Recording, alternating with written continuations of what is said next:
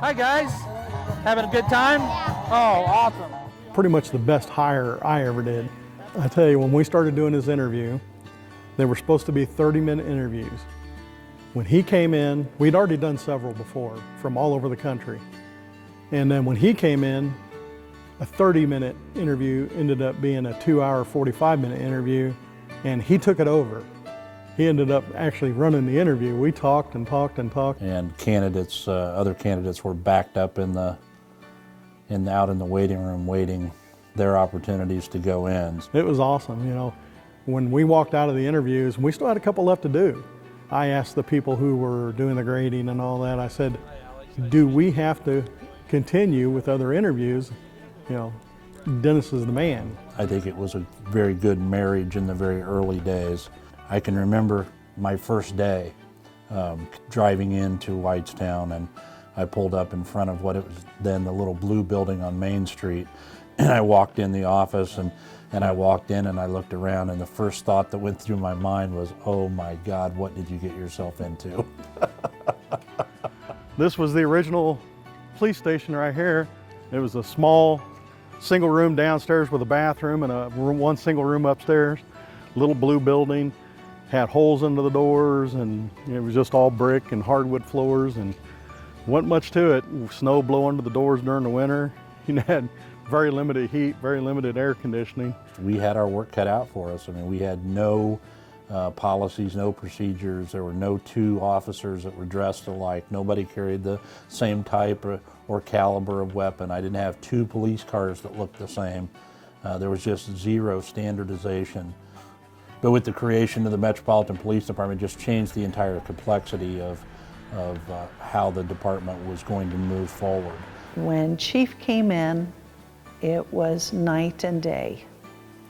From a town marshal, you weren't sure what hours that they were working, to police chief who was here, who started bringing in staff, hiring good staff, and going through formal processes to hire staff. When Chief came on board, things changed. I mean, we started doing, you know, more training, everything started flowing, businesses started coming in, we started hiring. It was night and day. Yeah, I look back and that seems like it was so long ago, but it was just 12 years ago. And this department is very young. It's a very infantile department in that it's only 12 years old. And the things that we've been able to do, not only as a department, but as a town and as a community, being able to unify around an idea and a concept and to build it into what it is today. Hallway left, hallway left.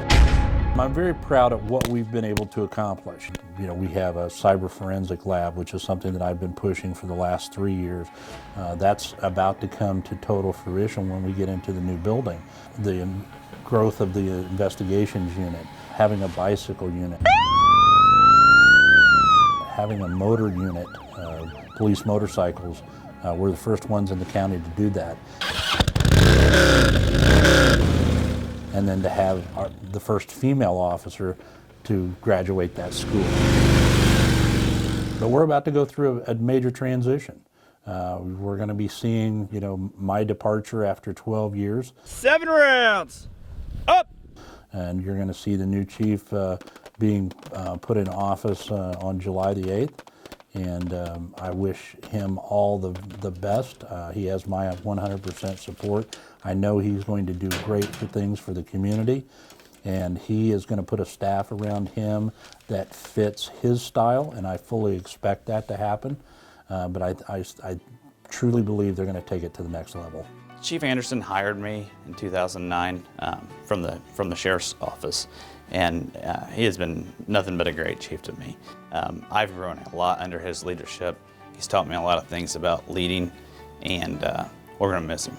You know, if you've got a good leader, someone that will, you know, listen to what you have to say, take in consideration your experience, what you've done out here on the road, and put that all together, it makes a fine department. It makes people glad to come to work. Integrity. Chief walks the walk, he talks the walk. he's there for his people, but he has the very biggest heart. And I don't think if there was anything any of us needed him to do, legally of course, he would have done it. When I was in the hospital for that 2 years, you could never find another chief of police that will come visit an officer every day and make sure you got what you need, that you're being taken care of. When I was able to start eating again, he'd bring me a little snack every now and then. Water balloon fight! My heart will always be here. I love this community. I love this department. I love these officers. The staff of the town is just, I'd put them up against any around. You know, this is not the only place that I've ever worked, but I can tell you this is the only place I've ever worked where everybody works together collectively for the good of the community. Great job, everybody! Yeah! To my officers that have been with me both from the beginning, and those of you that have joined the department during my tenure, I thank you from the bottom of my heart. It's been no small task to get us to where we are today, but you all played a part, and no matter how large or how big that part is, it was a part of making it happen. And I can't thank you enough. You make me proud every single day. You are the most young professional law enforcement officers that I've ever had the pleasure to work with. And I'll miss you. I'll miss you on a daily basis, but I'll never forget you. And trust me when I say this was my honor.